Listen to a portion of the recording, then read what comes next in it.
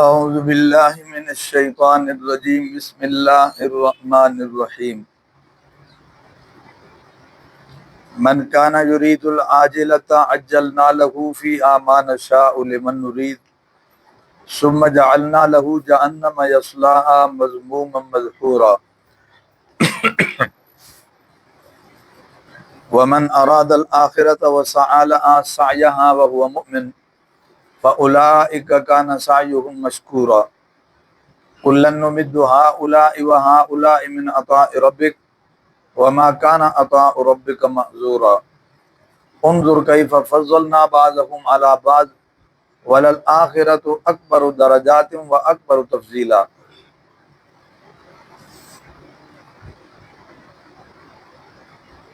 من کان یرید العاجلہ، جس نے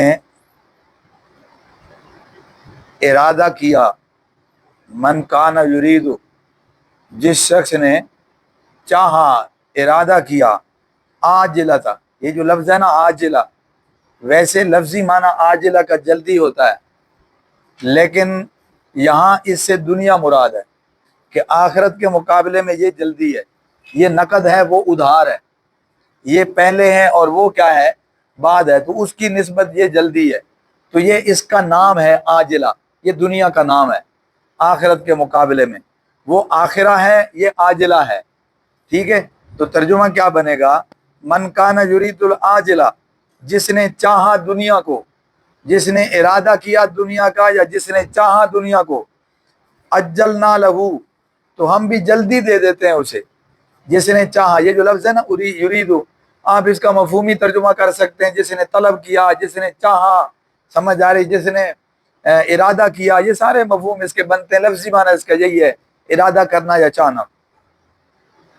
جس نے طلب کیا یا جس نے چاہا یا جس نے طلب کیا دنیا کو، تو عجلنا لہو فیہا ما نشاء، تو ہم جلدی دے دیتے ہیں اس کو، ہم جلدی دے دیتے ہیں اسے، فیہا، اس میں، ما نشاء، جو ہم چاہتے ہیں، لمن نرید، جس کے لیے ہم چاہتے ہیں، یعنی دنیا چاہنے والے بڑے ہیں، ہر ایک کو نہیں ملتی اور ہر ایک کو اس کے مانگے کے مطابق نہیں ملتی، تو جو جلدی چاہتا ہے دنیا کو یا طلب کرتا ہے دنیا کو، ہم جلدی دے دیتے ہیں اس کو، اس میں جو ہم چاہتے ہیں، جس کے لیے چاہتے ہیں، معنی سمجھ میں آ گیا؟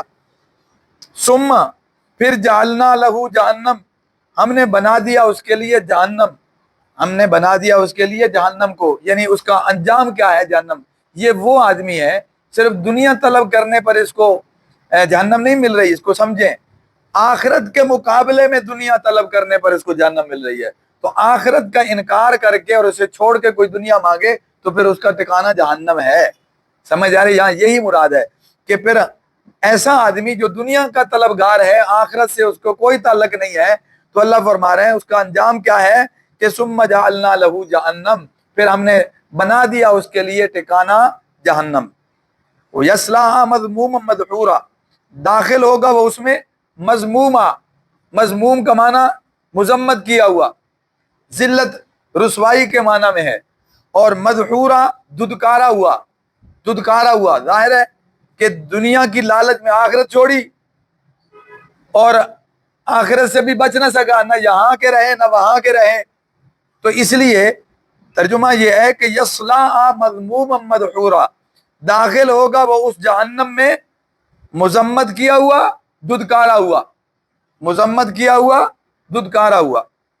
ومن اراد الآخرہ، اب دوسرا پہلو آ گیا، ایک تو وہ ہے جو دنیا کا طلبگار ہے، یعنی مطلب آخرت سے اس کو کوئی تعلق نہیں، اب دوسرا آدمی، ومن اراد الآخرہ، جس نے ارادہ کیا آخرت کا، وسعی لہا سعیہا، اور کوشش کی اس نے اس کے لیے، سعیہا، اس کی کوشش کرنا، یعنی اس کی شان کے مطابق کوشش کرنا یا اس کے مناسب کوشش کرنا، جس نے چاہا آخرت کو اور کوشش کی اس نے اس کے لیے اس کے مناسب، یعنی آخرت کو چاہنے کا مطلب بیٹھ کے تسبیح پڑھنا تو نہیں، آخرت کی تسبیح پڑھتے رہیں، مطلب ہے آخرت کو چاہنا اور آخرت کے مناسب جو اللہ نے ہماری ذمہ داری لگائی ہے اسے پورا کرنا، جس سے کہا جا سکے کہ واقعتاً یہ کوشش کر رہا ہے۔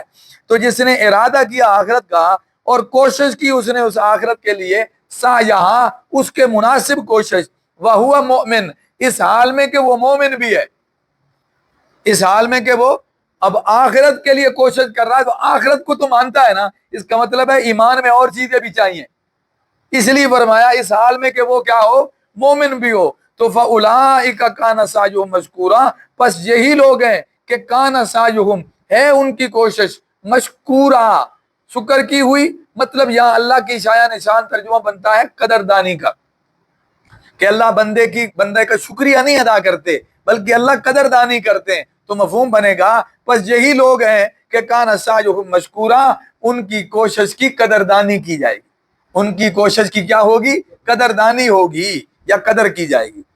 कुल्लन नुमिद्दु हाउलाइ व हाउलाइ मिन अताइ रब्बिक, एक और कानून बतला दिया कि सब के सब को नुमिद्दु, हम पहुंचा रहे हैं। वैसे नुमिद्दु ये लफ्ज होता है खींचने के माना में, जैसे हम लफ्ज मद बोलते हैं, मद का लफ्ज इसी से निकला है। कुरान पाक में जिन लफ्जों को लंबा करना होता है उस पे लफ्ज मद बोलते हैं कि मद करो मतलब खींचो। इसी तरह लंबा अरसा, उसे उर्दू जबान में हम कहते हैं मुद्दत तवील या मुद्दत दराज, ठीक है, उस पे भी लफ्ज यही बोला जा रहा होता है, ठीक है। तो ये खींचने के माना में है। कुल्लन नुमिद्दु हाउलाइ व हाउलाइ मिन अताइ रब्बिक, के सब को, कुल्लन सब को, नुमिद्दु हम पहुंचा रहे हैं, हाउलाइ इनको भी, व हाउलाइ और उनको भी, मिन अताइ रब्बिका तेरे रब की अता से। क्या मतलब, भले वो पहले वाले हैं जो आखिरत के दुनिया के तलबगार हैं, भले वो बाद वाले हैं जो आखिरत के तलबगार हैं, दुनिया में तो सबको हिस्सा मिलता रहता है। समझ आ रही बात जी? ये तो अल्लाह की अता से एक हिस्सा जो है वो काफिर को भी मिल रहा है और मोमिन को भी, तभी तो वो जिंदगी गुजारता और खाता पीता है। तो इसलिए फरमाया कि सबको हम पहुंचा रहे हैं, इनको भी और उनको भी, मिन अताए रब्बिका तेरे रब की अता से, यानी नबी अलैहिस्सलाम को खिताब है कि आपके रब की अता से। वमा काना अता रब्बिका महजूरा, और नहीं है तेरे रब की अता का महजूरा, महजूरा नहीं है तेरे रब की अता का कट जाना या बंद कर देना, महदूद कर देना, ठीक है, ये इस माना में है। तो तर्जुमा बनेगा कि नहीं है तेरे रब की अता का कट जाना या तेरे रब की अता का बंद हो जाना, यानी कोई दुनिया की ऐसी ताकत नहीं है कि वो रब की अता को रोक सके या उसे बंद कर सके। वो अपनी अता से सबको देता है, भले मोमिन हैं या काफिर हैं। समझ आ रही बात जी? उन्जुर कैफ फज़्ज़लना बाज़कुम अला बाज़, ये भी दुनिया के लिए है कि देख कैसे हमने फजीलत दी बाज को बाज पर, यानी दुनिया के एतबार से। दुनिया में सब बराबर है ही नहीं, कोई अमीर है, कोई गरीब है, कोई बहुत ज्यादा अमीर है, कोई बहुत ज्यादा गरीब है। तो ये फजीलत का माना एक दूसरे से ऊपर नीचे हमने किया, बाजों को कम और बाजों को ज्यादा। तो हमने देख कैसे हमने फजीलत दी बाज को बाज पर, ठीक है। दुनिया में आपको काफिरों में भी अमीर से अमीर मिल जाएगा और काफिरों में भी गरीब से गरीब मिल जाएगा, मोमिनों में भी अमीर से अमीर मिल जाएगा और मोमिनों में भी गरीब से गरीब मिल जाएगा। फर्क कहाँ निकलेगा? वलल आखिरतु अकबर दरजात, और अलबत्ता आखिरत बड़ी है दर्जे के एतबार से और आखिरत बड़ी है फजीलत के एतबार से भी।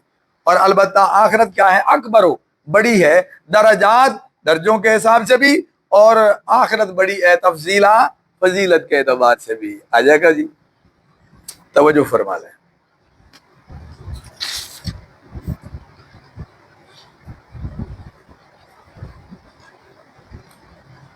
बाज लोग ऐसे हैं जो दुनिया के तलबगार हैं, यानी उन्हें आखिरत से कोई ताल्लुक नहीं, जिनके बारे में हम कहते हैं वो कहते हैं यही जन्नत है, वो आखिरत के तलबगार ही नहीं है। बाज तो वो हैं जो सिरे से इनकारी हैं आखिरत के, जाहिर है वो भी इस उम्मत के फर्द हैं जो आखिरत को मानते नहीं। उनमें मुशरिकीन तबका मौजूद है जो आखिरत को नहीं मानता, दारिये लोग हैं जो आखिरत को नहीं मानते। समझ आ रही बात ही? और एक तबका वो है जो मानता तो है, यानी समझता तो है कि आखिरत है, लेकिन वो दुनिया के लालची इतने हैं कि वो हर जगह पे आखिरत को ठुकराते हैं, ईमान और दीन और अकीदे को ठुकराते हैं। उन्हें पता है दीन की तरफ जाएं तो इस हमारे काम की जगह कोई नहीं, जो कर रहे हैं, जो हमारे अमल हैं, जो हमारा तर्ज जिंदगी है, इसकी जगह कोई नहीं है। लिहाजा वो जानने के बावजूद मानने के लिए तैयार नहीं है। लिहाजा दोनों तबके, इनका ईमान नहीं है वो, या वो तबका जो जानता समझता तो है लेकिन वो ایمان رکھنے کے لیے یا دین قبول کرنے کے لیے تیار نہیں ہے. لہذا یہ ہیں وہ لوگ جو دنیا کے طلبگار ہیں, آخرت کے مقابلے میں دنیا لے رہے ہیں کہ یہ فائدہ تو اٹھائیں. اب دیکھو نبی علیہ السلام کے دور کے جو منافقین تھے وہ سمجھتے تھے کہ آخرت بھی ہے, لیکن انہوں نے نبی کو بھی ٹھکرایا, اللہ کی کتاب کو بھی, حکموں کو بھی. انہوں نے سوچ لیا کہ ہم نے یوں نفع اٹھانا ہے, ایک طریقہ نکال لیا منافقت والا, وہ اس پہ ہر شے قربان کرتے رہے. اب ان کے دل میں تو کوئی دین نہیں ہے. وہ نماز پڑھتے ہیں تو اللہ کا قرآن کہتے ہیں ان کی نماز دیکھ لو کیسے پڑھتے ہیں. وہ تلاوت کرتے تو اللہ کا قرآن کہتا ہے دیکھو یہ تلاوت کیسے کرتے ہیں. کہیں تو قرآن کہہ رہا ہے کہ یہ جو ہے نا ان پر بڑی جو ہے نا یہ بھاری ہے یہ اللہ کے احکامات, اور حدیث کہتی ہے کہ عشاء اور فجر کی نماز ان پہ بڑی بھاری ہے. کیوں؟ اس لیے کہ وہ تو آتے ہیں حاضری لگوانے کے لیے, تو اتنی مشقت حاضری کے لیے کہ دن کو کسی ٹائم حاضری لگوا لیں گے, وہ تو لوگوں کو دکھانے کے لیے آتے ہیں. تو اس بنیاد پر مشقت اٹھانے کا جذبہ اس میں ہوتا ہے جس میں ثواب کی امید ہوتی ہے. جس کو اجر اور ثواب کی امید نہیں تو وہ تو گنجائشیں ڈھونڈتا رہتا ہے کہ کم سے کم تکلیف میں زیادہ فائدہ اٹھا لوں. اور صاحب ایمان کا تقاضا یہ ہوتا ہے کہ جتنی بھی مشقت اٹھا لوں مجھے اتنا ثواب ملے گا, میرا اللہ اس قدر راضی ہوگا. سمجھ آ رہی بات جی؟ یہ جو ہم عبادات نمازیں پڑھتے ہیں تو اس میں یہ اصول ہے, لوگ غلط چل رہے ہیں.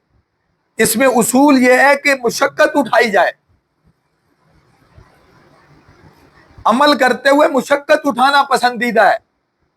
اور ہم اس کو گڈ مڈ کر دیتے ہیں, ہم کہتے ہیں جی دیکھیں سہولت پیدا کرنی چاہیے لوگوں کے لیے. کہتے ہیں نا سہولت پیدا کرنے کا مطلب ذہن میں رکھ لیں, یہ جو مشقت والی نماز ہے اس نماز کو کسی کے لیے پڑھنے کا موقع فراہم کریں تاکہ اس کے لیے کیا ہو, وہ پڑھنا آسان ہو, نہ کہ وہ مشقت نہ اٹھائے. یہ مراد نہیں ہے. اب اس کی میں مثال دوں. آسان کیا ہے؟ پڑھنی ہے نماز مشقت کے ساتھ, جتنی مشقت اٹھا سکتے ہیں اتنی اٹھائیں. مشقت کیسے ہوگی؟ لمبی پڑھیں, لمبا قیام, لمبا رکوع, زیادہ تلاوت. سمجھ آ رہی بات؟ صف نہ ہو کوئی حرج نہیں ہے, زمین پر ہو کوئی حرج نہیں ہے, بجلی نہ ہو, اے سی نہ ہو, کوئی حرج نہیں. مشقت پسندیدہ ہے. ٹھیک ہے. سہولت کیا ہونی ہے؟ سہولت نماز کے اندر کی نہیں ہے. سہولت یہ ہے وضو کا موقع دیں تاکہ وہ پڑھ سکے, رستہ دیں تاکہ وہ پڑھ سکے, سواری مل جائے تاکہ وہ پہنچ سکے, مسجد کے باہر قلعہ بنا دیں تاکہ وہ اپنی سواری باندھ سکے. یہ سارے کام کیوں کیے جا رہے ہیں؟ تاکہ وہ نماز پڑھے. نماز اس نے مشقت والی پڑھنی ہے. تو ایک ہے نماز پڑھنا, عمل کرنا, ایک ہے عمل تک پہنچنے کی سہولت دینا. تو دونوں میں فرق ہے. عمل تک پہنچنے کی سہولت دیں تاکہ لوگوں کو سہولت ہو, لیکن سہولت کا یہ معنی نہیں ہے کہ جس پہ نماز پڑھنا فرض ہے ہم اسے کہیں بیٹھ کے پڑھ لے, ہم اسے کہیں لیٹ کے پڑھ لے, ہم اسے کہیں کرسی پہ پڑھ لے, ہم اسے کہیں جیسے مرضی تو پڑھ لے. اور میرے بھائی کو یہ احسان نہیں کرنا, عبادت کرنی ہے تو پوری کرنی ہے, تمام شرائط اور ضوابط کے ساتھ پڑھنی ہے. سمجھ آ رہی بات جی؟ اور پورے ارکان کے ساتھ اسے ادا کرنا ہے. اس میں چھوٹ کوئی نہیں دے سکتا, نہ اس میں کوئی سہولت دے سکتا ہے, نہ اس میں کوئی آسانی دے سکتا ہے. سمجھ آ رہی بات جی؟ اس لیے عبادت میں مشقت پسندیدہ ہے. جس کو بیٹھنے کی اجازت ہے اس کو بھی آخری درجے میں بیٹھنے کی اجازت ہے کہ جب وہ بالکل واقعتاً مجبور ہو جائے, تکلیف اٹھا کے بھی نہ کھڑا ہو سکے تو بیٹھ جائے. اس میں پسندیدہ یہ ہے تکلیف اٹھانا. یہ نہیں مطلب کہ تھوڑی سی تکلیف ہے تو اگلا آپشن استعمال کرے, نہیں, وہ آخری آپشن کے طور پر اگلی سہولت کا استعمال کرے. تو مشقت پسندیدہ ہے. سمجھ آ رہی بات جی؟ تو اس لیے قرآن پاک کی بات ہم کر رہے ہیں کہ جو منافق لوگ تھے وہ سہولتیں ڈھونڈتے تھے کہ یار تھوڑے سی ہاتھ پاؤں مارنے سے ہمارا نمبر لگ جائے کہ ہم بھی ان کے ساتھ ہیں, ہم نے دل سے کون سا ان کے ساتھ ہونا ہے. تو اس بنیاد پر اللہ کا قرآن یہ کہتا ہے کہ جس وجہ سے بھی ہو, جن لوگوں نے دنیا کو طلب کیا, ہر جگہ پہ دنیا پہ نظر ہے, آخرت کا نہ تصور ہے, نہ خیال ہے, نہ دھیان ہے, نہ عقیدہ ہے, نہ اس کے لیے کوئی کسی قسم کی کوشش ہے, تو فرمایا یہ لوگ وہ ہیں کہ ہم بھی ان کو جلدی دے دیتے ہیں, دنیا دے دیتے ہیں, لیکن سب کو نہیں, سب سے وعدہ نہیں ہے. ہم جو چاہتے ہیں اور جس کو چاہتے ہیں اس کو دے دیتے ہیں, لیکن وعدہ نہیں ہے سب سے. آخرت کا وعدہ ہے, دنیا کا وعدہ نہیں ہے. تو بعض جلدی مانگنے والے ایسے ہیں کہ ان کو جلدی دے بھی دیتے ہیں. ایک حدیث میں آتا ہے نبی کریم صلی اللہ علیہ وسلم نے فرمایا بعض اللہ کے بندے ایسے ہوتے ہیں وہ یوں ہاتھ اٹھاتے ہیں تو اللہ فرشتوں سے کہتے ہیں کہ میں نے اس کی دعا قبول کر لی. وہ کہتا ہے یا اللہ, ابھی تو اس نے یا رب بھی کہا ہے, دعا تو ابھی مانگی نہیں. فرمایا بس اس نے مجھے پکارا, اس کی حاجتیں میں جانتا ہوں, اس نے کیا مانگنا ہے, میں نے اس کی دعا قبول کر لی. اور بعض ایسے لوگ ہیں کہ وہ مانگتے ہیں اللہ ان کو بھی جلدی دے دیتے. اس ایمان والے کی بات سنی نا آپ نے کہ فرشتوں سے کہا کہ ہم نے قبول کر لی. اب ایک دوسری کیٹیگری سنیں کہ وہ بھی مانگتا ہے اور اللہ فرشتوں سے کہتے ہیں اسے دو جو یہ مانگ رہا, فٹافٹ نمٹاؤ. یا اللہ کیوں, یہ تو تیرا نافرمان ہے اور تو کہہ رہا ہے اسے دو. فرمایا اس کا زیادہ دیر مانگنا میں پسند نہیں کرتا. کبھی آپ نے غور کیا, ایک مثال دے دوں, سوال کرنے والا دروازے پر آتا ہے تو کبھی تو اس لیے جلدی دیتے ہیں کہ یار وہ بیچارہ کھڑا ہے اور وہ بیچارہ بھوکا ہے اور ہم جلدی جلدی اس کو کیا کرتے ہیں. اور کبھی کبھی آپ نے غور کیا اس لیے جلدی دیتے ہیں یار انہوں فارغ کر, یار جلدی کرتے ہیں کہ نہیں کرتے, اور یار انہوں تو فارغ کرو. کیوں فارغ کر رہے ہیں؟ اور یار شور ڈالتا ہے, اس کی آواز سننا نہیں چاہتے, اس کا یہاں رکنا نہیں پسند کرتے, انہوں جلدی جلدی دو یار انہوں تو فارغ کرو. بات سمجھ رہے ہیں میری؟ فرق دونوں کا سمجھ آ رہا ہے. تو اس لیے یہی بات ہے کہ اللہ قرآن میں کہہ رہا ہے کہ بعض لوگ دنیا طلب کرنے والے ایسے بھی ہوتے ہیں, اجلنا لہو, ہم بھی ان کو جلدی دے دیتے ہیں کہ نمٹاؤ ان کو, اس لیے کہ ان کا آخرت میں کوئی حصہ نہیں ہے. سمجھ آ رہی ہے بات جی؟ اس لیے ایک تو یہ طبقہ آ گیا. یہ جو طبقہ دنیا کا طلبگار ہے, محض دنیا کا طلبگار ہے, تو ان کے لیے تو سورۃ بقرہ میں بھی آتا ہے نا, لا خلاق لہم فی الآخرہ, ان کا آخرت میں کوئی حصہ نہیں ہے. یعنی ان کو جو اچھا عمل کریں گے اس کا بھی بدلہ مل جائے گا, جو کوئی اچھا کام کریں گے اس کا بھی بدلہ اسی دولت دنیا کی صورت میں مل جائے گا. آخرت میں ان کا کوئی حصہ نہیں ہے. سمجھ آ رہی بات؟ فرمایا ان کا انجام کیا ہے, یہ جہنم میں جائیں گے. انہوں نے دنیا کو ترجیح دی ہے آخرت کے مقابلے میں. دیکھیں میں اور آپ ایمان والے ہیں, ہم بھی دنیا کماتے ہیں, کاروبار کرتے ہیں, محنت مزدوری, کہیں لالچ بھی آ جاتی ہے, لیکن دین کے مقابلے میں نہیں کر رہے کہ دین جاتا ہے تو جائے, ہمیں پیسے آنے چاہیے, ایسا نہیں ہے. دین کے مقابلے میں نہیں کر رہے. دین اپنی جگہ پر قابل قبول بھی ہے, پسندیدہ بھی ہے, اور آخرت کا انکار کر کے دنیا نہیں لے رہے. دین کا انکار کر کے, دین کو چھوڑ کے, دین کی قیمت پر ہم دنیا نہیں لے رہے. فرق ہے. چلو عملوں میں کوئی کوتاہی کمزوری ہو سکتی ہے, تو یہ وہ لوگ ہیں جو نظریاتی طور پر آخرت کے مقابلے میں دنیا کو لے رہے ہیں. تو اس لیے فرمایا یہ وہ طبقہ ہے کہ جن کا ٹھکانہ کیا ہے, جہنم ہے. سمجھ آ رہی بات؟ لیکن یہ بات ذہن میں رہنی چاہیے کہ ہر ایک کے لیے وعدہ نہیں ہے دنیا میں کہ وہ جو مانگے وہ مل جائے اور جتنا مانگے وہ مل جائے. کوئی ضروری نہیں ہے. وہ جو مانگے, ہم جو چاہتے ہیں دے دیتے ہیں, جس کو چاہتے ہیں دے دیتے ہیں. ضروری نہیں ہے کہ ہر چاہنے والے کو ملے. انجام کیا ہے؟ انجام وہ ہے جو اللہ چاہے گا وہ ہوگا, جس کو اللہ چاہے گا اس کو دے گا. ورنہ دنیا میں انسان خواہشیں کرتا ہے تو یہ صحیح ہے کہ نصیب سے زیادہ نہیں ملتا, وقت سے پہلے نہیں ملتا. سمجھ آ رہی بات جی؟ اور یہ حقیقت ہے کہ دنیا میں ہر خواہش پوری نہیں ہوتی. یہ جہان اتنی کیپیسٹی نہیں رکھتا کہ اس میں ہر خواہش پوری ہو جائے. سمجھ آ رہی بات جی؟ اس لیے یہاں یہ وضاحتیں فرما دی. لیکن یہ کہا, یہ فرمایا کہ دنیا کا طلبگار دنیا مانگتا ہے تو ہم دے دیتے ہیں, لیکن شرطیں لگا دی, جو ہم چاہتے ہیں, جس کو ہم چاہتے ہیں. اور یہ بھی بتا دیا کہ اس کا آخرت کیا ہے, ٹھکانہ جہنم ہے. اور یہ بھی بتا دیا کہ ذلت و رسوائی کے ساتھ داخل ہوگا, دھتکارا ہوا داخل ہوگا, نہ ہی خدا ملا نہ وصال صنم. دنیا اپنائی آخرت کو چھوڑ کر تو دنیا بھی برباد ہو گئی اور آخرت بھی کیا ہو گئی, برباد. ایک دوسرا طبقہ آخرت کا طلبگار ہے. اب یہ غور کریں, یہ جو آخرت کا طلبگار ہے اس کے ساتھ دنیا کا ذکر نہیں کیا, دنیا کے طلبگار کے ساتھ آخرت کا ذکر نہیں کیا. اس سے سمجھ میں آیا کہ یہ ٹکراؤ ہے کہ دنیا کا طلبگار وہ مراد ہے جو آخرت کا کچھ نہیں لگتا, اور آخرت کا طلبگار وہ ہے جو دنیا کا کچھ نہیں لگتا. اس کو نصیب ملتا رہتا ہے لیکن وہ دنیا کا طلبگار نہیں ہے. وہ آخرت کے مقابلے میں دنیا نہیں رکھتا, اصل ترجیح اس کی آخرت ہے. سمجھ آ رہی بات؟ اپنا نصیب کھاتا ہے, زندگی گزارتا ہے, اس کی ترجیح کیا ہے؟ آخرت. اس کا کھانا بھی آخرت کے لیے, پہننا اور پینا بھی آخرت کے لیے, جینا بھی آخرت کے لیے, زندہ رہنا بھی آخرت کے لیے. شیخ سعدی رحمت اللہ علیہ کہا کرتے تھے نا کہ تم اگر کھاتے ہو اس لیے کہ تاکہ تم زندہ رہ سکو تو پھر تو یہ ضرورت ہے, لیکن تم کھاتے ہو اس لیے, تم زندہ ہو اس لیے کہ کھاتے رہیں, تو یہ تمہاری خواہش اور تمہاری چاہت ہے. یہ حقیقت نہیں ہے کہ ہاں ہم زندہ ہیں کھانے کے لیے یا ہم کھاتے ہیں اس لیے کہ زندہ رہ سکیں. دونوں میں زمین آسمان کا کیا ہے, فرق ہے. تو اس لیے کھانا تو ہے زندہ جو رہنا ہے, لیکن اس لیے زندہ نہیں رہنا کہ کھائیں. اس لیے زندہ نہیں رہنا کہ عیش کریں، یہ مطمع نظر نہیں ہے۔ تو اس لیے حقیقت کیا ہے کہ جو آخرت کے طلبگار ہیں تو اللہ کا قرآن یہ کہہ رہا ہے کہ یہ وہ لوگ ہیں کہ اس کے لیے وہ کوشش بھی کرتے ہیں، یعنی پتہ چلتا ہے کہ زبانی کلامی بات نہیں ہے، واقعتاً وہ کوشش کرتے ہیں۔ توجہ کرنا، یہ قرآن کہہ رہا ہے کہ وہ آخرت کے طلبگار ہیں اور کوشش کرتے ہیں جو اس آخرت کے مناسب ہے کوشش۔ وہ مناسب کوشش کیا ہے جی؟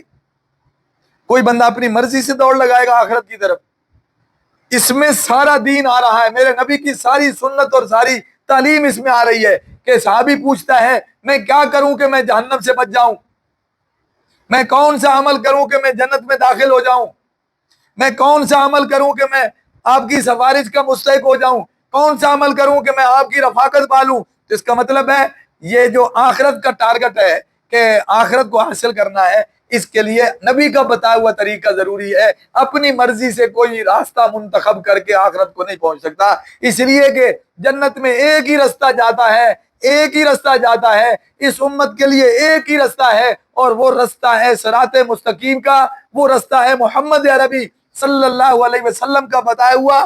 سمجھ آ رہی بات دی؟ وَمَن يَعْتَصِم بِاللَّهِ فقد ہدی الی صراط مستقیم، جس نے اللہ کو مضبوطی سے پکڑ لیا وہ سمجھو صراط مستقیم پہ چل پڑا ہے۔ اور ظاہر ہے کہ اللہ کو کیسے پکڑے گا، یعنی اس کے دین کو کیسے پکڑے گا؟ جو رسول اللہ صلی اللہ علیہ وسلم بتلائیں گے، تو آپ کے بتلائے ہوئے طریقے کے مطابق چلے تو اس کا مطلب ہے یہ آخرت کی کوشش کر رہا ہے، نہیں تو اس کی کوشش نہ ہونے کے برابر ہے، اور اپنی عقل سے کر رہا ہے تو غلط کر رہا ہے، اور اگر نہیں کر رہا تو سرے سے فیل ہے۔ وہی کامیاب ہوگا جو کوشش بھی کرے، اور کوشش بھی وہ کرے جو بتائی گئی ہے کہ یہ کوشش کرے گا تو جنت ملے گی۔ لہذا وہ ہے نبی کریم صلی اللہ علیہ وسلم کا اسوہ، آپ کی تعلیم، آپ کی لائی ہوئی شریعت ایک۔ اور دوسری شرط یہ ہے، یہ تو عمل ہو گیا نا کوشش، دوسری شرط یہ ہے کہ مومن بھی ہو۔ اگر عقیدہ نہیں ہے، ایمان نہیں ہے، تو پھر جناب کوشش وہ نبی علیہ السلام کے طریقے کے مطابق بھی کرے گا تو کامیاب نہیں ہوگا، یعنی عملاً وہ طریقہ اپنا بھی لے گا لیکن عقیدہ نہیں ہوگا تو تب بھی بخشش نہیں ہوگی۔ جیسے منافقین کی مثال آپ کے سامنے ہے کہ لولی لنگڑی وہ عبادت بھی کر لیتے تھے، ساتھ ٹوٹے پوٹے کام کرتے دکھائی دیتے تھے، لیکن عقیدہ نہیں تھا ان کا، اندر سے وہ کافر ہیں۔ لہذا اس بنیاد پر ان کو کوئی فائدہ نہیں ہے۔ اگر کوئی مومن آدمی بھی اسی طرح کوئی دین پہ چلنے والی کوشش کرتا ہے، یعنی کوئی عام آدمی بھی اگر کوئی کوشش کرتا ہے لیکن ایمان نہیں ہے تو اس کی بھی بخشش نہیں ہوگی۔ کیوں؟ اس لیے کہ دین والے اچھے کام اور لوگ بھی کرتے ہیں۔ مثلا کتنے لوگ ہیں دنیا میں جھوٹ نہیں بولتے، ناپ تول میں کمی نہیں کرتے، ملاوٹ نہیں کرتے، دھوکہ نہیں دیتے، سمجھ آ رہی بات؟ شراب نہیں پیتے، زنا نہیں کرتے، یہ بڑے بڑے گناہ کبیرہ نہیں کرتے، ایک اچھے کام نہیں ہے یہ۔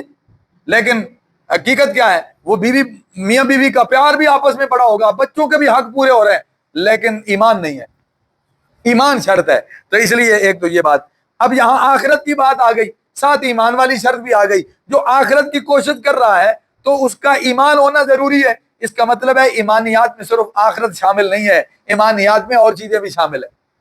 سمجھ آ رہی بات جی؟ ایمانیات میں اور چیزیں بھی شامل ہیں۔ تو فَأُولَٰئِکَ کَانَ سَعْیُهُم مَشْکُورًا، تو یہی لوگ ہیں کہ ان کی قدر کی جائے گی، ان کی کوشش کی قدر ہوگی کہ واقعتاً تم نے محنت کی ہے بھائی، تمہیں صلہ ملے گا۔ اگر کوئی کمی رہ گئی تو تمہیں جناب وہ سٹار دے کے تمہیں پاس کر دیا جائے گا۔ ہاں، وہ کہتے ہیں نا 1-2 نمبر رہتے ہیں تو سٹار دے دیتے ہیں اور ان کو پاس کر دیتے ہیں۔